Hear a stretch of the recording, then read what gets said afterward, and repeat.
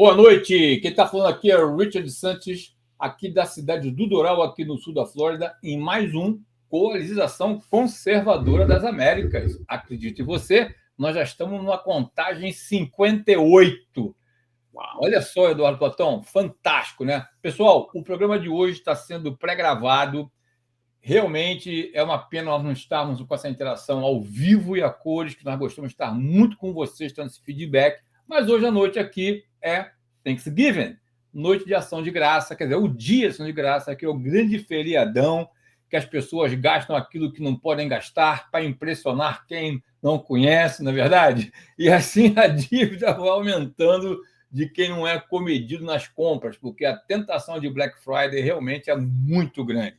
E hoje nós temos um tema aqui fantástico. Não, na verdade, na semana passada, nós mudamos o modelo para uma emergência que nós tivemos. Nós colocamos 3 temas na apresentação e o feedback que nós tivemos foi muito positivo, na verdade, Eduardo Platão.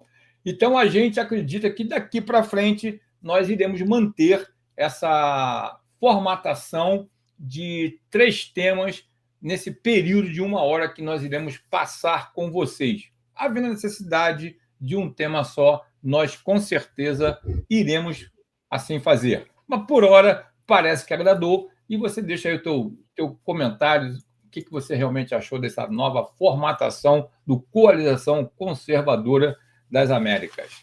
E o tema de hoje vai ser sobre essa polêmica visita do prefeito comunista eleito lá em Nova York, o Zoran Mandani, que foi à Casa Branca, que aparentemente a coisa não ficou tão boa para ele, para os democratas, como eles imaginavam. Vai ser um tema que nós iremos tocar. Esse cerco que está fechando do Maduro, que está por um fio, né?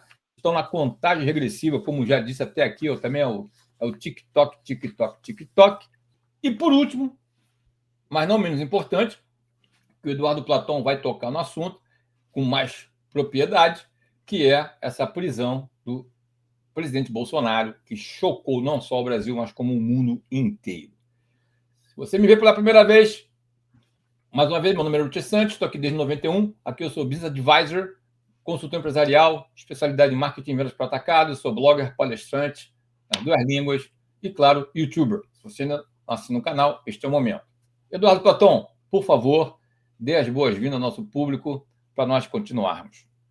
Olá, amigos, boa noite. Quem fala aqui é o Eduardo Platão. Para os amigos que ainda não me conhecem, eu sou escritor de livros, eu sou empresário executivo, trabalho na área de inteligência artificial ética e, certamente, um entusiasta da nova política. Nós estamos na edição número 58 aqui da Coalização Conservadora das Américas, um projeto que começou na garagem do Richard, e agora está ganhando o mundo. E hoje nós temos aqui um super tema e contamos aí com a colaboração, perguntas, participação e comentários de todos vocês. Exatamente. Pessoal, o assunto hoje vai tocar em muitas coisas que realmente são sensíveis e quem acompanha o nosso canal sabe que eu gosto sempre de entrar com um procedimento meu de compliance and regulations, de isenção de responsabilidade civil. Aí a gente fica mais à vontade para tecer comentários, principalmente eu, que me empolgo bastante, né? De vez em quando a gente comete umas gafes, na verdade, Eduardo Platão? Mas vamos lá. A opinião dos apresentadores, eu, Eduardo Platão, ou de qualquer um da audiência que participar no chat, ou até mesmo um convidado, exercendo os nossos direitos de liberdade de expressão, estamos amparados pela primeira emenda da Constituição dos Estados Unidos da América e pelo artigo 5.220 da Constituição Federal do Brasil de 1988. A opinião é meramente pessoal, baseada nas nossas experiências, pesquisas e entendimento, sendo sujeita a erros. Os dados fornecidos, dentro da nossa habilidade, limitação e intenção, até provar o contrário, são verdadeiros e, de maneira ou forma nenhuma, representam oficialmente qualquer informação da Moriá International Inc., que é a minha empresa, do governo americano ou do governo brasileiro, em qualquer capacidade ou esfera. Dito isto, showtime! Eduardo Platão, vamos começar com essa visita do prefeito Zoran Mandani à Casa Branca, que encontrou com Trump, depois de muito criticar um ou outro. Trump chamou ele de comunista, o mandando, me chamou de fascista, falou um monte de coisa, um monte de besteira, chegou ao ponto de falar que ia aprender até o Benjamin Netanyahu. Essa motivação dele ligar para o Trump, tá? Ele se convidou e ir à Casa Branca, tá? Isso foi uma estratégia política dele ou quis demonstrar força democrata do partido? O que você acha disso aí, dentro da tua experiência? Eu penso que a estratégia é justamente agora ele vai ter que se empenhar e se esforçar para entregar o que ele prometeu. E ele está muito apreensivo, não foram promessas fáceis, Richard, você sabe disso, congelamento de preço dos aluguéis, a parte também de transporte mais rápido, de ônibus e gratuitos, e uma agenda que é a agenda justamente de segurança, né, no metrô. Exato. Então, ele, já passada essa fase de disputa eleitoral, onde, na minha humilde leitura, ele usou uma linguagem extremamente bombástica, né? Uma linguagem bombástica para ser eleito, e agora ele se viu numa situação que, para realmente conseguir ter alguma chance e não entrar na história como um prefeito que não fez pela maior cidade do mundo. A cidade como Nova York, quando você faz, você aparece no mundo, né? Mas Exatamente. Quando você não faz, você também aparece no mundo, né? Então, para ele entregar, ele vai realmente precisar contar com o apoiamento do governo estadual, com o governo federal. E essa conversa com o Trump que ele provocou, na minha leitura, foi uma apresentação de credenciais. Ele foi lá e falou, olha, eu sou o mandatário eleito, tomo posse em janeiro de 26 e quero contar com o apoio do governo federal. É isso que eu entendi, hein? É isso que eu entendi. Quero contar com o apoio do governo federal e vou maneirar a minha linguagem, hein? Eu acho que também teve um ponto disso. Vou maneirar a minha linguagem, talvez eu não seja tão explosivo como eu pintei a fotografia. E o Trump, ao ouvir isso, a experiência dele de negociador, de lidar com várias lideranças políticas internacionais, ele falou, olha, se ele se aclopar à minha agenda, está valendo, né?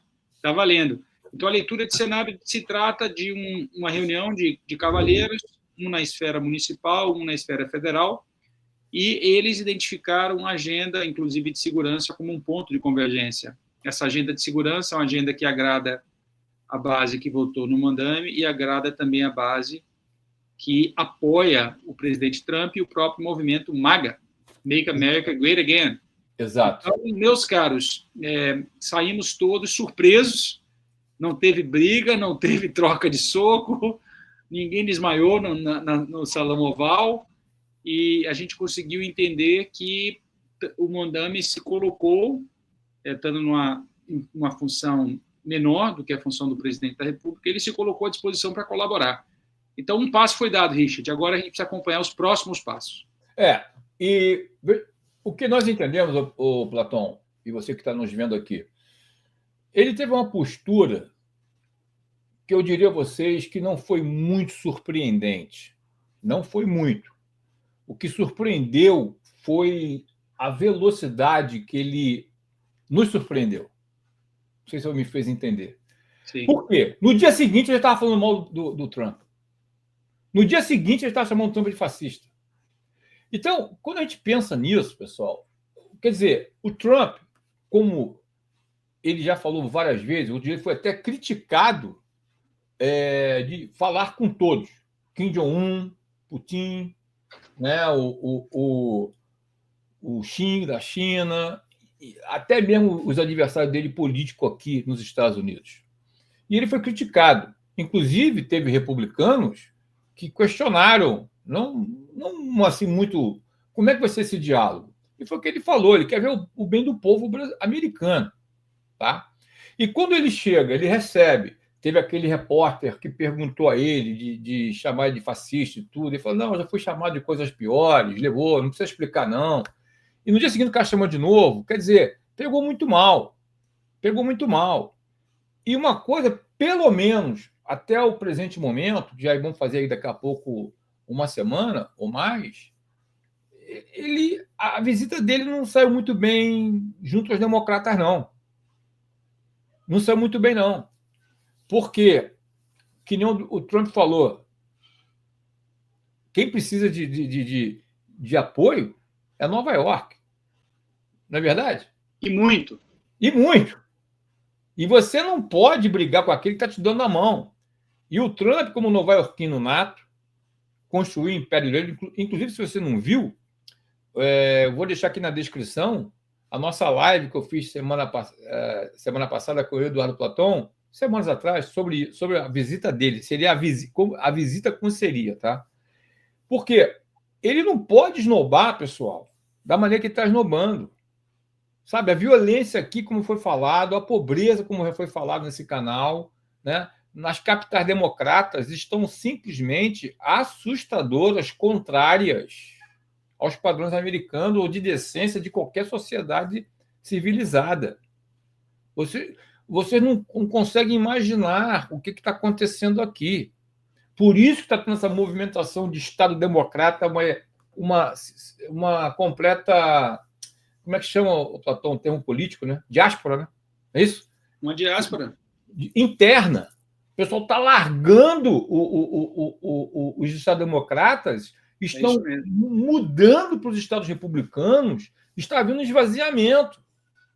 Pessoal, a coisa está muito... Agora, Richard, já tinha esse movimento, inclusive muitos amigos mudando para a Flórida, de Nova York. Com certeza. Orlando, inclusive, recebe pelotões e pelotões de famílias, empresários, empreendedores que estão saindo de Nova York. E eu imagino que com esse movimento incerto do futuro, isso só deve reforçar, né? Com certeza.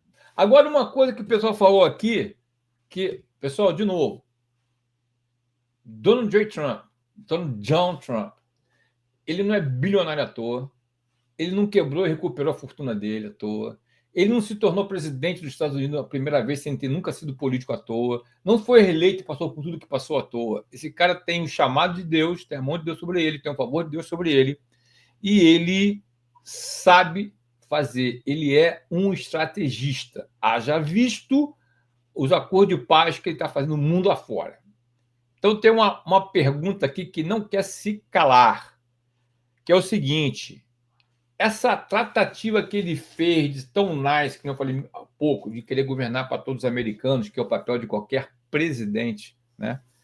E tratar o Mandani muito bem, não foi uma estratégia dele, uma manobra dele, como foi falado aqui, para dividir o Partido Democrata, que o Partido Democrata a gente sabe que é destruidor. Cobra comendo cobra, né? Exatamente. Tu acha que você pode ter sido uma estratégia dele, o Platão, para mostrar que divide mesmo? É bem capaz. O Trump ele não começou ontem, ele já teve uma jornada empresarial. Se você tem uma jornada empresarial, você tem um sangue no olho, aquele killer instinct, né? O instinto matador que ele sempre fala. Então, ele sabe identificar relações, ele sabe entender a mudança da natureza das relações. Às vezes, você começa a relação com um parceiro comercial da pior forma possível. O cara não te paga, o cara está atrasado. E aí você consegue fazer uma negociação e você consegue mudar a natureza da relação e você consegue negociar para o cara pagar você em dia, enxugar a quantidade de parcelas, antecipar algum pagamento. Então, eu acho que o que o Trump fez naquela reunião, Richard, foi basicamente ele construiu a modalidade de relacionamento que ele quer ter com o Mandani, né? Falou bem dele, não significa que isso seja o que ele pensa, na verdade, mas ele falou, olha, o cara é que está eleito, eu vou ter que lidar com essa criatura, eu vou ter que lidar com esse cara, esse novo prefeito, que tem uma forma muito diferente de lidar com as coisas. Então, ele falou, olha, agora eu vou fazer o start da relação dessa forma, para, quem sabe, nós consigamos manter a relação saudável e ele ser atraído para a minha agenda. Exato. Inclusive, uma coisa que eu achei muito legal no Trump, que nós sabemos que é verdade, nós sabemos, e ele reconheceu, ele não falou com esses termos, tá? Mas ele elogiou e só faltou falar assim, eu tiro o chapéu para o cara. O cara foi eleito prefeito de Nova York com 34 anos, pô, e só nadou com um tubarão branco e ganhou. Você não pode desmerecer o carisma dele. Você não pode. Isso aí é sabido. Ele fez o cálculo político, ele investiu por uma plataforma, ele manteve uma mensagem coerente, ele atraiu os votos das pessoas que acreditaram nas promessas e foi eleito, né? Não tenha dúvida. Você não pode subestimar a inteligência dele, a capacidade dele, o carisma. Ele é bom de bico, ele é bom para falar, ele sabe argumentar, ele tem boa memória, ele é rápido nas respostas dele. Você não pode subestimar esse cara, não. E hoje, ele com a ascensão dele, e de novo, o peso que nem o Eduardo Platão falou da cidade de Nova York, pessoal, Nova York é Nova York. Você não pode subestimar, não. Tá bom. Super cidade. Super cidade. Oi? Uma super cidade. Super cidade.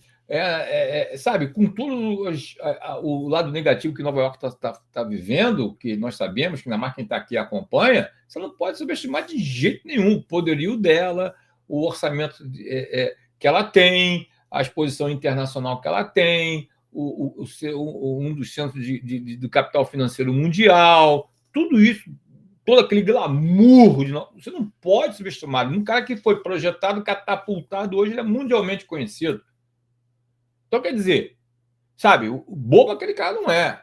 Ele sabe argumentar. E ele é muito jovem e ele tem aspiração muito forte junto à política americana e o Partido Democrata. Vou falar agora para vocês. Quem estiver vivo verá. Mas esse camarada hoje ele vai ter uma longa caminhada no Partido Democrata, hein? Sendo muçulmano, do jeito que a comunidade muçulmana está forte e presente aqui nos Estados Unidos, não será surpresa para mim, daqui a uns 15 anos, 20 anos, se esse cara não se lançar candidato do presidente dos Estados Unidos. Ele não pode. Mas ele pode fazer ele pode bagunçar que ele não pode, porque ele não é US born, ele não nasceu aqui. A única coisa, você fala uma coisa boa, mas ele pode ajudar alguém, né? Pode ajudar alguém. Ele pode ajudar alguém. E agora, eu não me lembro agora, eu vou até procurar se você pode ser, eu não sei se também qualifica para vice-presidente.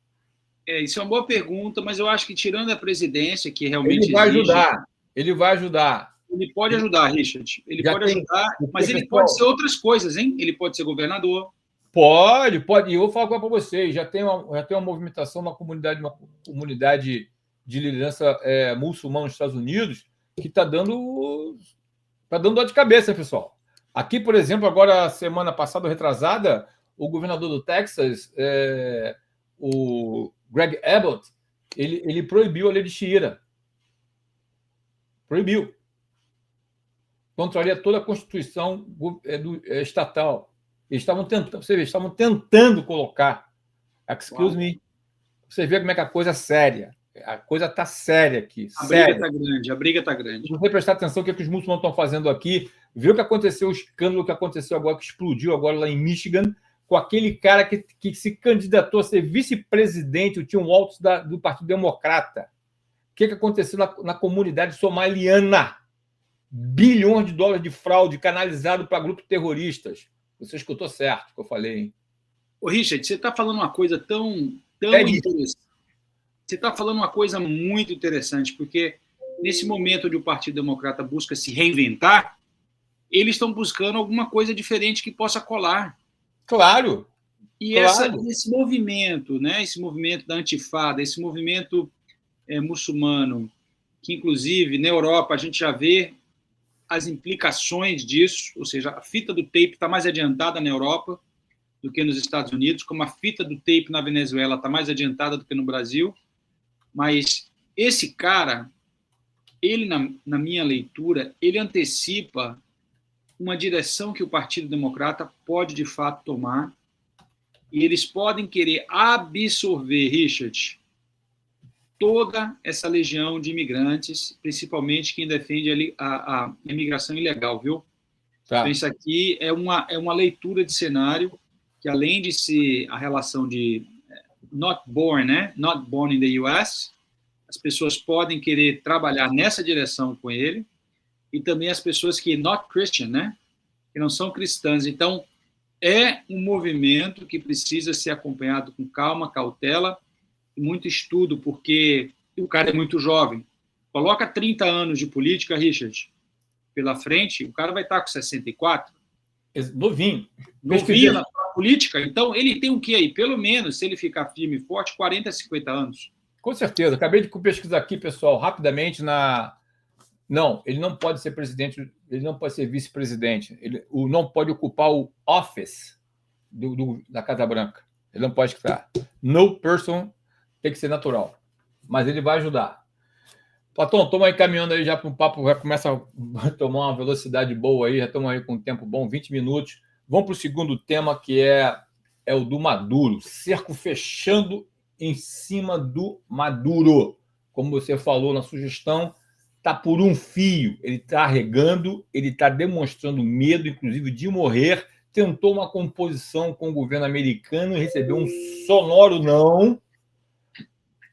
O que você pode falar disso aí? O que você acha que mudou nos últimos dias que fechou esse cerco tão rapidamente?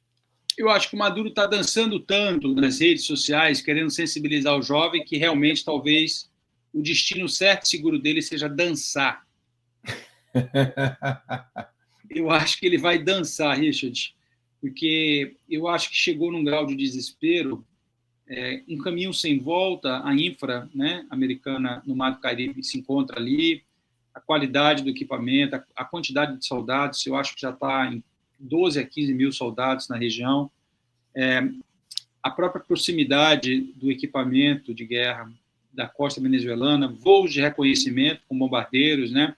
Então já existe uma pressão psicológica em alta e tudo indica que isso é uma forma, talvez, de fazer a mudança de regime sem ter que trocar tiro, né? Bala, boots on the ground, né? Talvez não ter a necessidade de ter o boots on the ground. Se o Maduro tiver bom senso, ele pode optar por esse caminho e buscar nos bastidores negociar uma saída honrosa para ele, que eu acho muito difícil, porque a insatisfação da comunidade, inclusive venezuelana dos Estados Unidos, é altíssima. São pessoas que perderam familiares, perderam a vida, perderam ativos, perderam patrimônio, perderam dignidade. E eu não acho que essa saída honrosa será tão fácil assim para o Maduro. Então, tudo indica que ele, até, eu diria, o primeiro trimestre de 2026, estaria aí com os ponteiros do relógio bem avançados, e de 2026, Richard, não passa. Né? Eu continuo apostando, e falei aqui em outros programas, como eu falei dele, para mim, ele não chega até dia 31 de dezembro. Pode ser mudança de ano, mudança de regime, né? Eu acho que você pode estar certo, porque a conta fechou. Pessoal, não é possível ele aguentar tanta pressão, o povo aguentar tanta pressão. Eu não acredito, minha opinião, que ele chega a 31 de dezembro. E vou falar mais. E está aqui gravado, que colocou na internet, não sai mais. Não vou nem falar se, quando ele cair, será um efeito dominó na esquerda da América do Sul e América Central. Vai deixar um pessoal no Brasil em pânico. E como diz aqui o hispano, já deve ter muito aí político brasileiro com a papita cozinhando. Está na hora, né? Tem muita gente aí já com a papita cozinhando. Porque, a hora que ele cair, vai ser um efeito dominó. E pelas minhas fontes aqui, que são bastante confiáveis, né, a coisa está por um fio.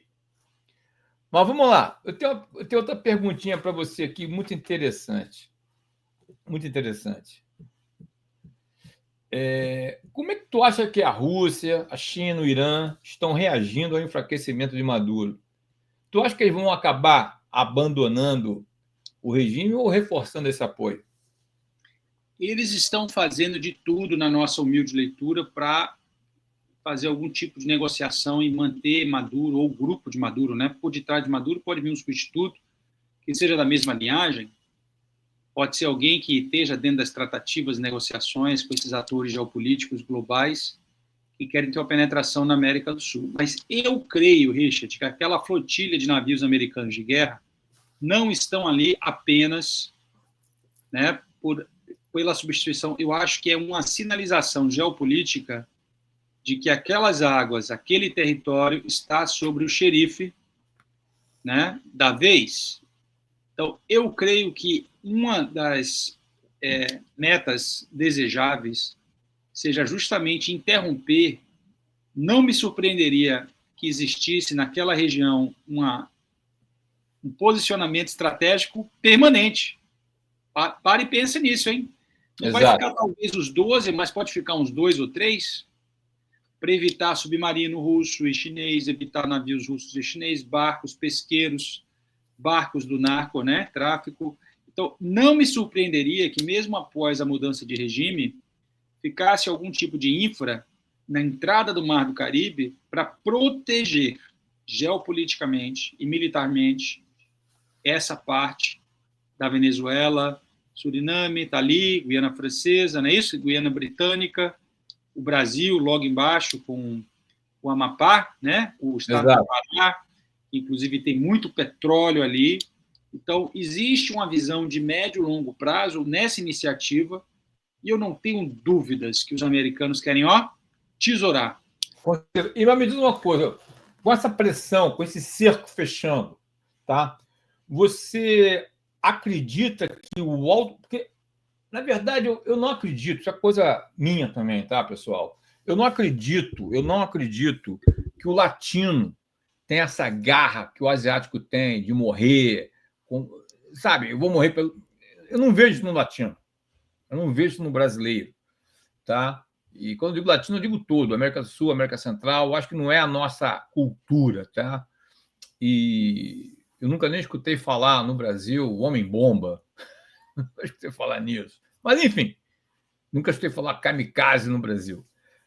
Mas você acha que, quando fala do medo de morrer, porque se você confrontar, vai ter problema.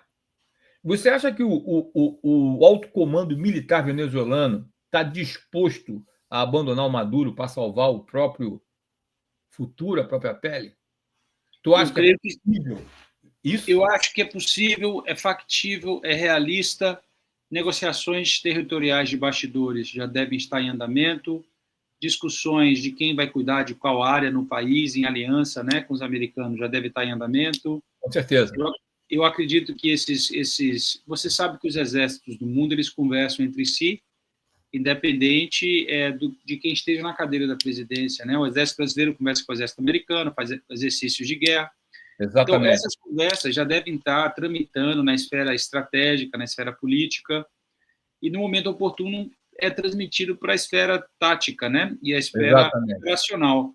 Mas eu acredito, Richard, que esses generais, eles sabem, né? Se eles leem o Tzu, né? Tzu, quando uma guerra está perdida, né?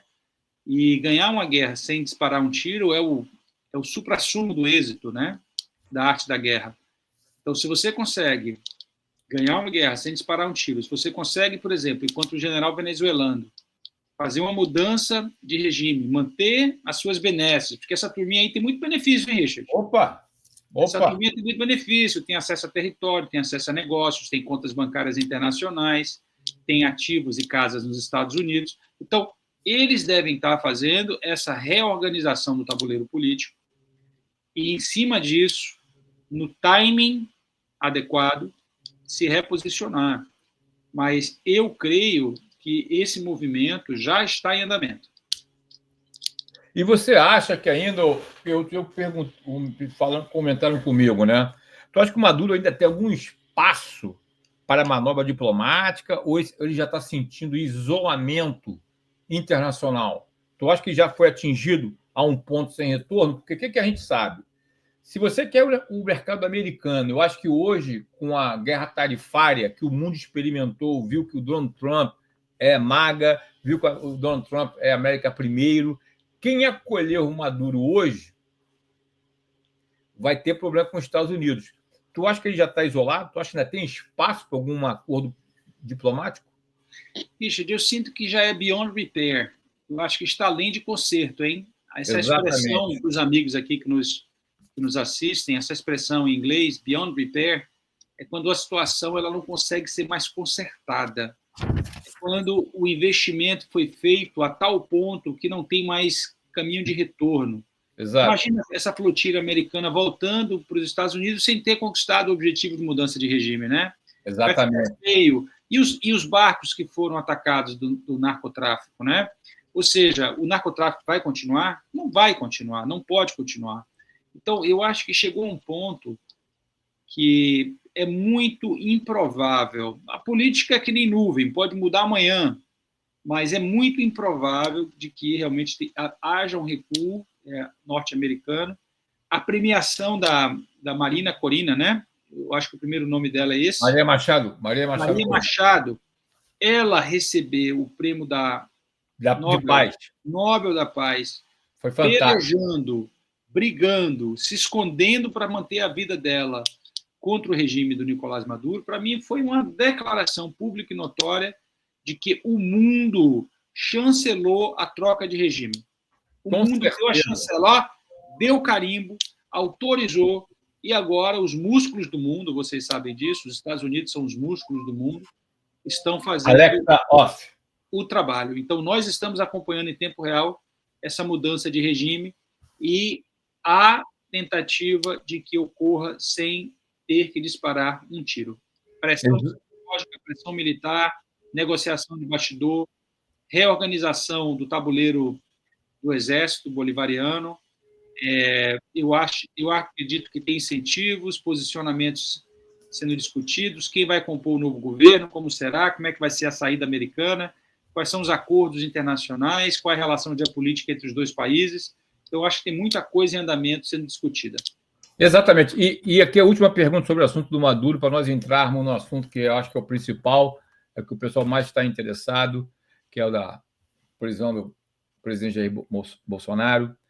Em relação ao Maduro, dentro do que você entende da tua leitura, o que você acredita que serão os cenários mais prováveis? A queda dele, a fuga, a rendição ou a resistência desesperada do Maduro, tipo Scarface, vou morrer atirando? Como é que você vê isso aí? Porque, aparentemente, ele tem demonstrado enfraquecer. E eu não sei te dizer, pelo que eu acompanho até um certo ponto, de novo, o medo dele morrer está muito grande. Ele está querendo ceder muita coisa.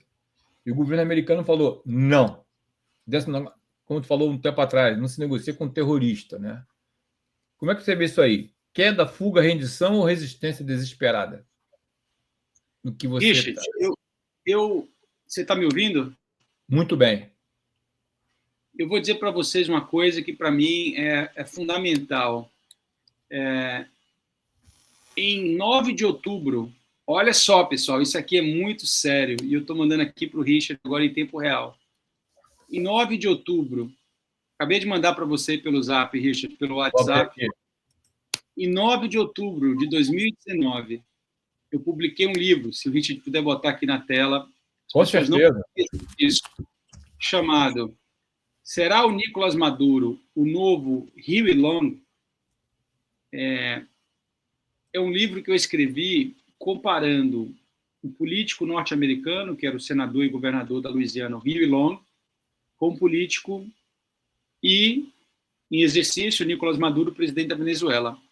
E o final da história, Richard, que é interessante aqui, do Huey Long, o Huey Long, ele foi um cara que buscou usurpar poderes do judiciário, buscou usurpar poderes do executivo, buscou usurpar poderes. Exatamente, é esse aí, pessoal. Esse aí é o meu segundo livro publicado nessa área de geopolítica e tratando da política interamericana enquanto uma tragédia grega. Porque a nossa defesa de que o Huey Long e agora o Nicolás Maduro é uma figura trágica. Uma figura trágica. E a figura trágica do livro morre morrido. Entende? A figura do Huey Long, ele foi assassinado. Então, um cenário provável é justamente que essa transição ela aconteça pela... os militares utilizam muito essa palavra, pela neutralização política do Nicolás Maduro. Outro caminho seria realmente ele abdicar. Mas abdicar ir para onde? Né? Vai levar os dólares do narco para a Espanha? Vai levar os dólares do narco para os Estados Unidos, vai levar os dólares do narco para o Brasil. Quem vai dar guarida? Qual vai ser o país que vai aceitar dar guarida? Será que ele vai morar na Rússia? Será que ele vai morar na China? Eu acho improvável. Então, essa equação do que acontece com o Nicolás Maduro, para onde vai a sua família, para onde vai os seus ativos, esse homem, se for confirmado publicamente que ele é o presidente e o cabeça da organização criminosa do Sol, né? O pessoal chama, ele deve estar num patamar bilionário, Richard. Estamos falando aqui bilhões e bilhões de dólares, que na nossa humilde leitura deveria ser convertido para o erário público venezuelano, é o que deve ser feito no Brasil, com os corruptos do Banco Master, com os políticos que enriquecem ilicitamente, com os juízes que recebem propinas. Esses recursos, que foram produto da usurpação e da corrupção, eles têm que ser revertidos para o erário público, para ser construídas escolas, clínicas, hospitais, pagar melhores salários aos professores. Então, está aqui, amigos, está aqui, Richard, na tela. Em 2019, Richard, a gente já escrevia um livro olhando para o Nicolás Maduro como um demagogo, um tirano, uma figura, né, que se proclamava como um profeta do povo, salvador do povo, mas só entregou o quê? Miséria. Exatamente. Coisa. E uma figura trágica, porque a figura trágica é o cara que sai de um patamar de começar a vida que a gente chama num eixo X e ele termina a vida no eixo Y. E, ao fazer isso, ele comete um grande erro, que é a característica de uma tragédia. Ao cometer o erro de usurpar as competências de separação dos três poderes e ser um ditador, ele chancelou a sua queda. E é o que está acontecendo agora em tempo real. Então, se quiser entender a realidade da Venezuela, basta pesquisar esse livro, um livro pequeno, é um pocketbook, fácil de ler, inclusive foi escrito para estudantes de high school e para college students, conta um pouco a história da Venezuela. Richard, será que o destino do meu livro vai ser o que acontece com Nicolás Maduro? Eu estou muito entusiasmado. Nós sabemos que Deus trabalha de forma misteriosa, né, meu? Vamos lá. Pessoal, pois é, eu estou aqui acompanhando isso em tempo real e eu acho que existe uma chance dele cair e pode ser realmente uma queda por neutralização. Exatamente. Pessoal, vamos caminhar agora para o terceiro painel, que é o painel que a gente vai falar da prisão do nosso querido presidente Jair Messias Bolsonaro.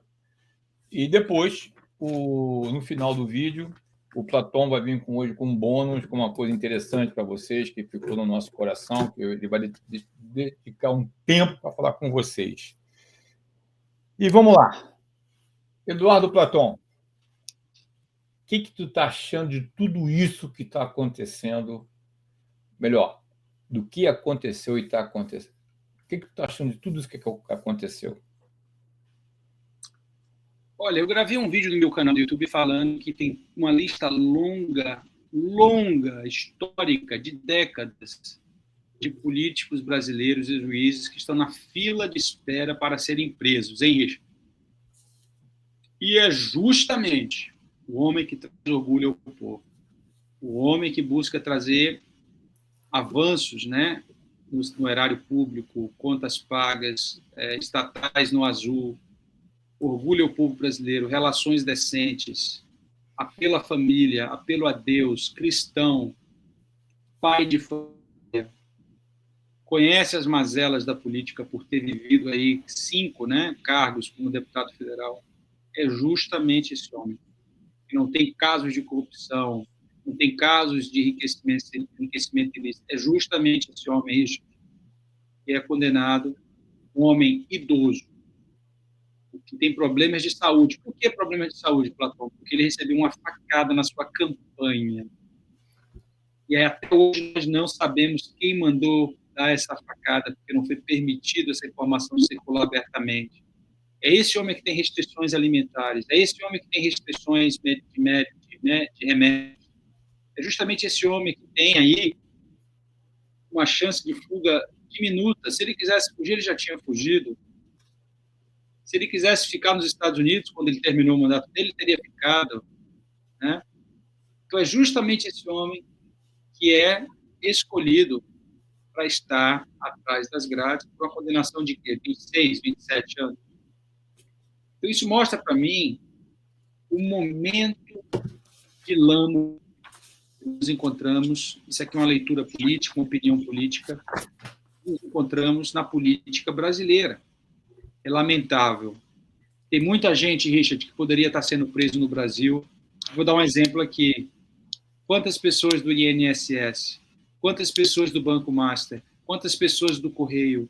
Quantas pessoas envolvidas aí com os esquemas de corrupção, patrocinados pelo pelotão do presidente Lula, do regime STF? E tem muita gente que, quando a coisa aperta, eles jogam na manchete jornais temas para distrair a população. É isso que eles fazem. E é justamente o que está sendo feito com o presidente Bolsonaro. É lamentável enxergar isso, porque as pessoas de bem desse país se sentem aprisionadas. Então, quando o presidente é aprisionado, não apenas ele está sendo aprisionado, é ele e são os mais de 1.500 presos que o Brasil tem hoje em dia. Então, esse tema da anistia, que inclusive é o tema que nosso amigo Carlos Bernardi, né, jornalista de gabarito, com experiência profunda nas temáticas políticas, ele sempre defende. Platão, o tema é o tema da anistia, é a bola da vez, e nós precisamos de pacificar o país. E ao condenar o Jair, colocá-lo atrás das grades, o cara já tinha o quê? Uma tornozeleira eletrônica. O cara já tinha o quê? A Polícia Federal dentro de sua casa. O cara já tinha o quê? Idoso. O cara já tinha o quê? Limitações de medicamentos, prisão domiciliar. Não, precisa botar o cara no presídio, precisa causar uma comoção popular, precisa não querer pacificar o país. Então, essa turma é a turma do quanto pior, melhor, quanto mais polaridade, problema, briga, discussão, falta de emprego, falta de trabalho, para essa turminha é o que eles desejam, é o sonho de consumo. Então, para fechar aqui a minha primeira fala em relação à prisão e condenação do Bolsonaro, eu digo para todos os amigos, será escrito nos livros de história do país de que, pela primeira vez em muito tempo, um presidente que fez, que entregou, que construiu, que representou, foi colocado atrás das grades. Este é um fato inédito. Este é o fato inédito. Exatamente. Então, fica aqui as minhas palavras iniciais, mando aqui as minhas considerações e sentimentos para a primeira-dama, Michele, para os filhos, para os parentes, para os amigos, para os ministros que gravaram um vídeo, né, sobre ele. Agora, vou mandar uma mensagem aqui para o General Mourão. Não comprei o seu vídeo, General Mourão. Achei falso pra cacete aquele vídeo que você fez. E vai chegar nele. Muito falso. Quem é amigo de verdade é amigo no campo de batalha. Quem é amigo de verdade, soldado no campo de batalha, defende soldado. Quando o cara está lá na pior, você grava um vídeo, não vi sinceridade, não vi lealdade, não vi parceria, eu vi um oportunismo. E que esse oportunismo fique registrado. E que todo brasileiro de bem se lembre quem foram os soldados leais e quem foram os soldados que, no momento crítico, deram para trás e entregaram o ouro ao bandido. Richard, vou parar por aqui, porque eu estou meio exaltado, porque, para mim, realmente, quando a gente está no campo de batalha, quem é leal conosco precisa fazer a coisa certa, e muitos que poderiam ter feito uma belíssima contribuição e ajudar o Brasil a se livrar das nossas mazelas históricas, no momento crítico, fizeram a escolha errada. E quando você vê, Platão, da maneira que a coisa foi conduzida, né, desde o início, e foi com esse clímax que todos nós sabíamos que chegaria esse dia, eu vou dar... Quando eu interpreto isso, no que eu entendo, eu posso estar errado, vocês me corrigem, coloquem aqui no comentário, foi total falta de confiança na própria Polícia Federal do governo brasileiro. Que, como você falou muito bem colocado, todas as limitações físicas que esse homem tem, se o próprio governo colocou, acredito eu, né, na minha inocência, que selecionou quem ia ficar de prontidão na casa do presidente Bolsonaro, De que maneira foi cercado? Quem escolheu a equipe para tomar conta dele? Se esse cara conseguisse fugir, quem escolheu? Foi falha de quem? Não. Então, quando você começa a ver essas coisas, sabe, eu costumo falar, Platão, que todos nós, eu incluso, todos, nós temos que ter muito cuidado da maneira que a gente fala, da maneira que nós nos expressamos. Porque quando você fala, se você fala com uma pessoa que pensa, uma pessoa que analisa, você está dando chances a ela de questionar. É o caso, por exemplo, tá bom, ele pode fugir. Ok, é uma possibilidade. Apesar de acreditar que não, mas ok, se existir, se ele fugiu, quem deixou fugir? Foi a Polícia Federal. Quem escolheu a Polícia Federal? Foram vocês. Aí, se você começar a puxar a linha, você vê que a coisa é totalmente ilógica. E se for lógica, tem um culpado, que não é ele. E quando você começa a ver o que é falado por políticos, sabe, eu vejo às vezes, vocês sabem que eu acompanho muito mais a política americana que a brasileira, mas eu vejo aqui também esse pessoal da esquerda, eles falarem algumas coisas que, se você pegar as palavras deles e jogar contra eles vão se enrolar todo. Há pouco tempo atrás, teve uma entrevista de uma candidata de esquerda, que a esquerda não convive com a verdade, vocês sabem disso, né? E não... Candidata de esquerda a governo da Califórnia, quando ela foi confrontada com a verdade, coisa que a esquerda não está acostumada, ela levantou da entrevista e foi embora. Pessoal, é uma coisa de maluco. Agora, para agredir estão eles.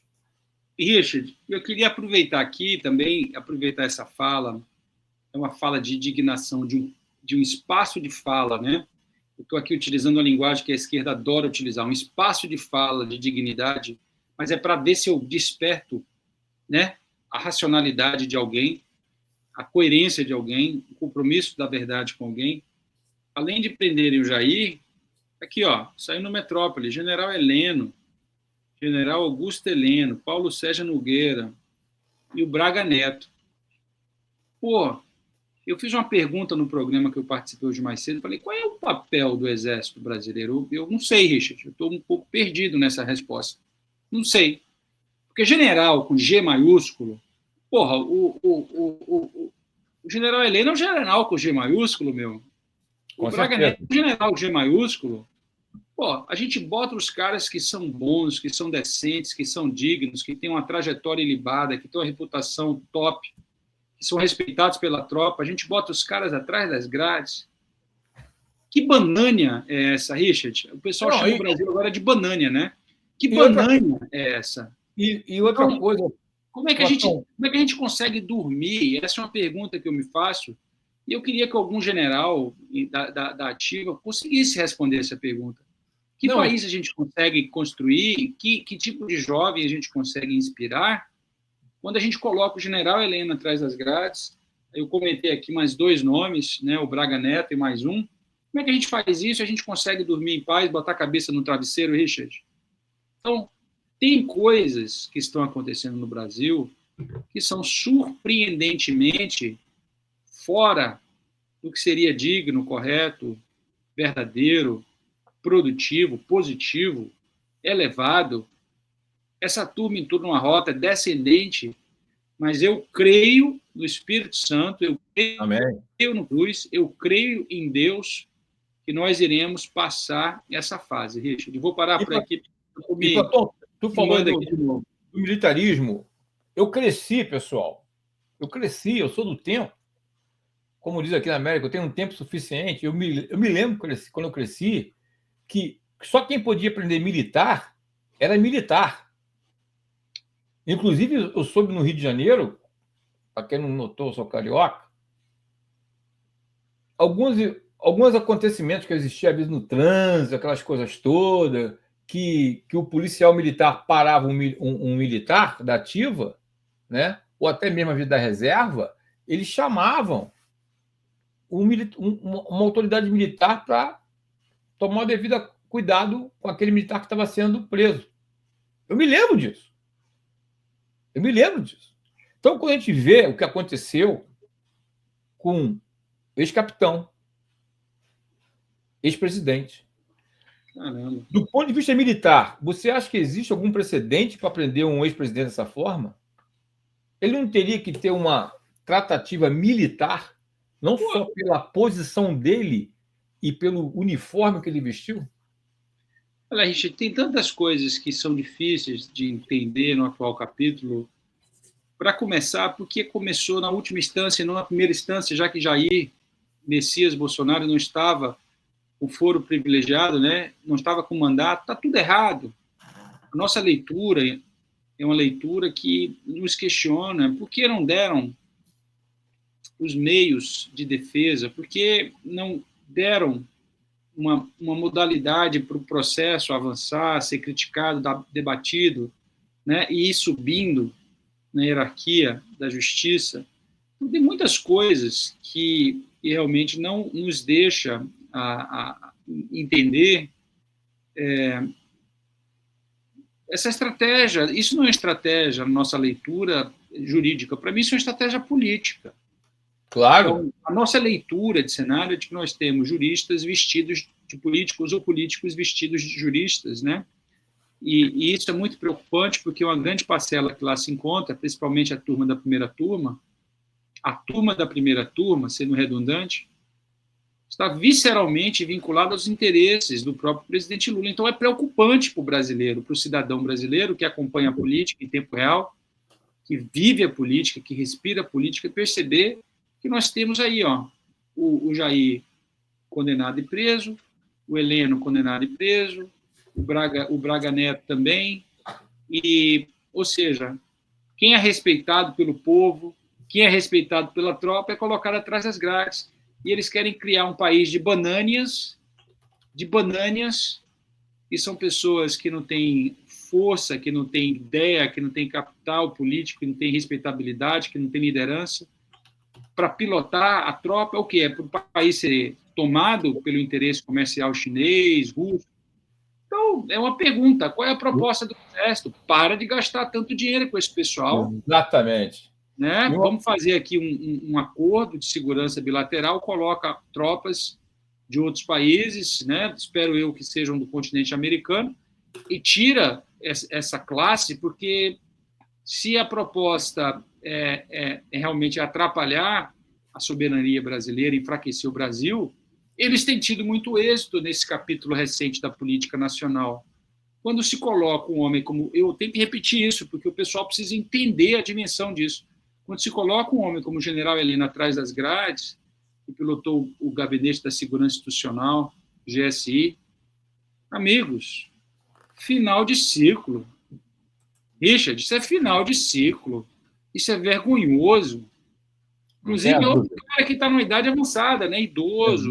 Exato. Então, vamos parar, vamos repensar, porque 26 tem que ser realmente, 2026 tem que ser uma virada de chave aí completa. E eu quero começar para encerrar esse módulo que o Platão vai dar um recado especial. Pessoal, pensemos assim, todo mundo sabe da guerra tarifária, o que aconteceu, quem acompanha, houve um certo cuidado do governo americano em cima da censura às empresas americanas, aí no Brasil, aos cidadãos americanos, e também não foi escondido da tratativa com o presidente Jair Bolsonaro, que é amigo do Trump. Todo mundo sabe disso, tá? Houve um acordo, abaixou a tarifa. Dia seguinte acontece isso. Se é cortina de fumaça ou não com o Banco Master, isso aí também a história está mostrando. Mas, pessoal, eu falo e não tenho medo de falar. Quem acompanha o noticiário, as fontes certas,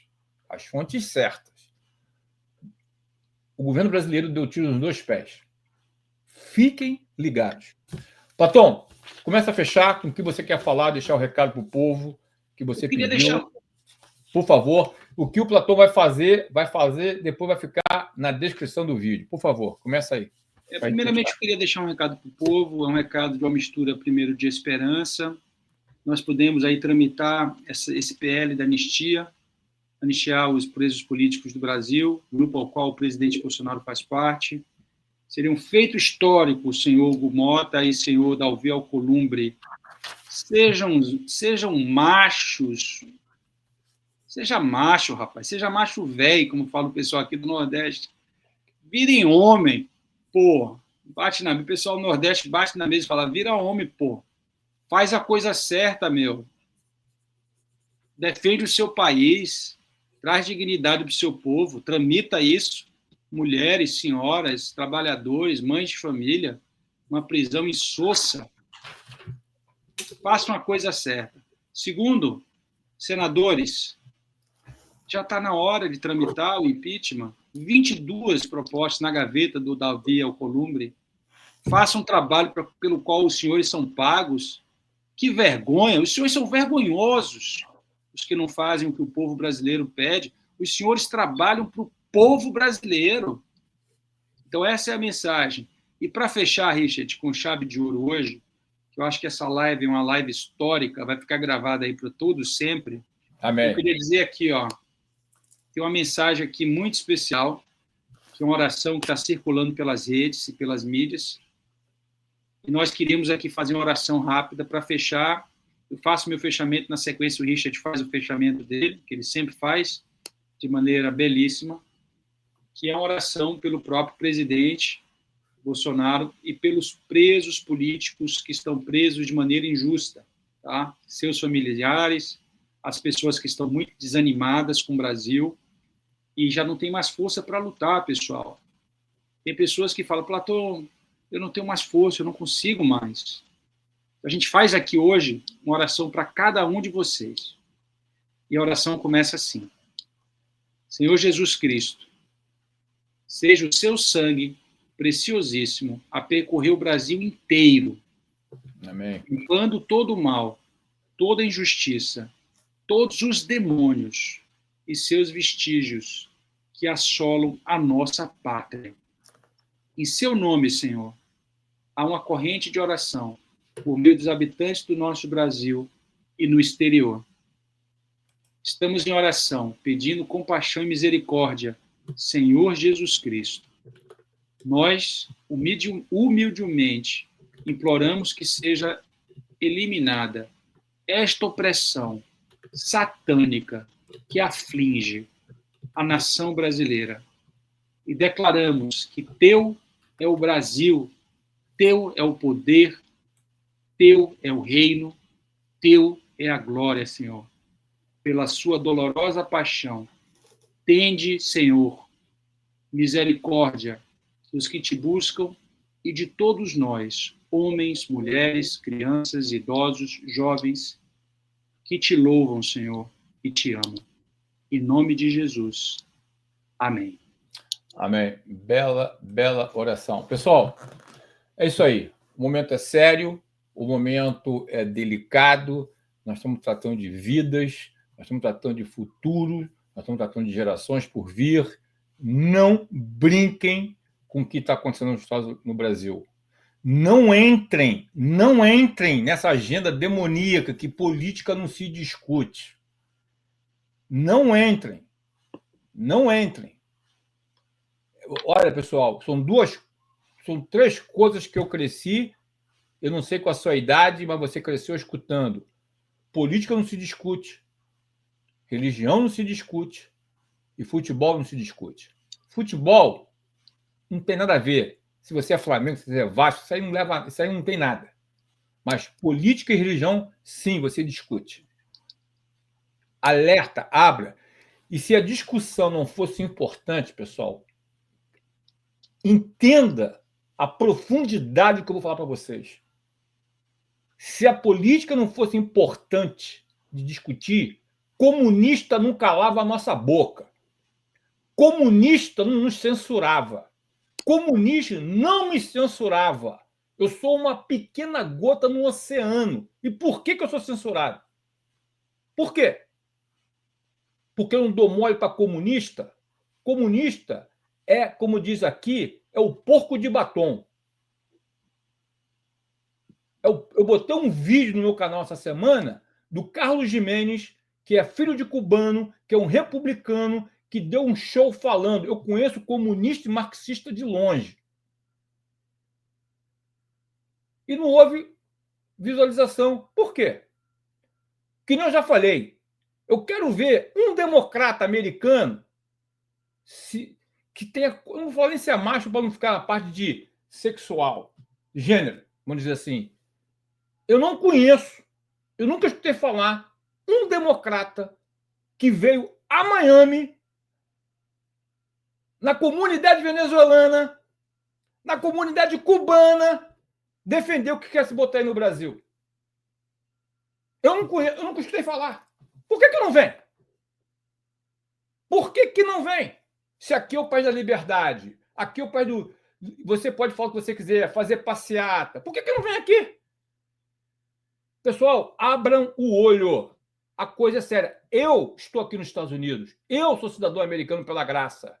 Entendeu? Mas a minha família não é. Meus amigos não é. Os meus conterrâneos não é.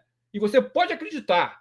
Eu faço isso aqui, pessoal, não é por YouTube. Não. É porque não é chamado. Porque dói. Dói você ver o sofrimento. E eu falo para vocês, tem muitos brasileiros aqui sofrendo. Aqui, nos Estados Unidos. Porque largaram o país não é porque queriam largar. O Platão sabe o que é.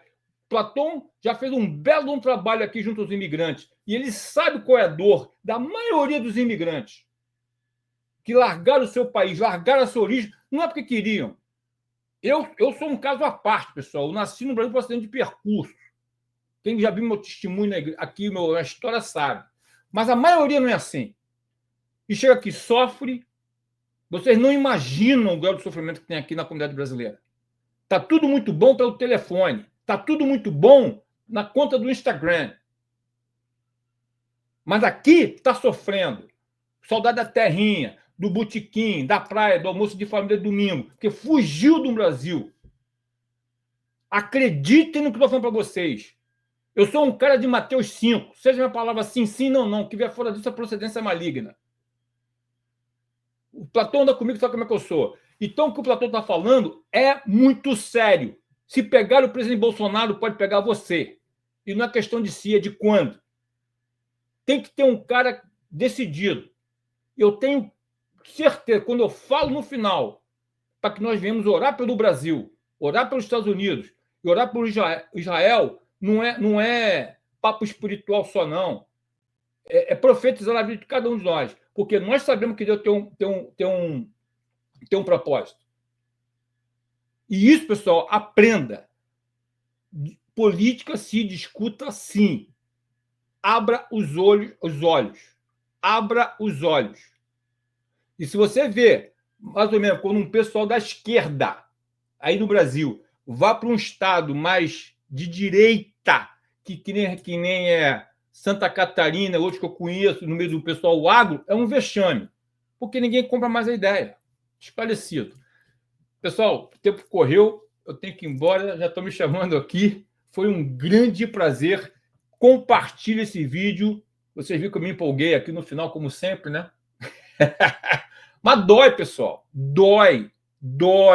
Eu já cansei de ver gente chorar. Homem adulto. Meu pai, quando se foi, meu querido pai, quando se foi, eu vi meu pai pelo FaceTime. Sabe? 1000 histórias que não se falam aqui, pessoal, do imigrante, de todas as nacionalidades. Vocês não imaginam.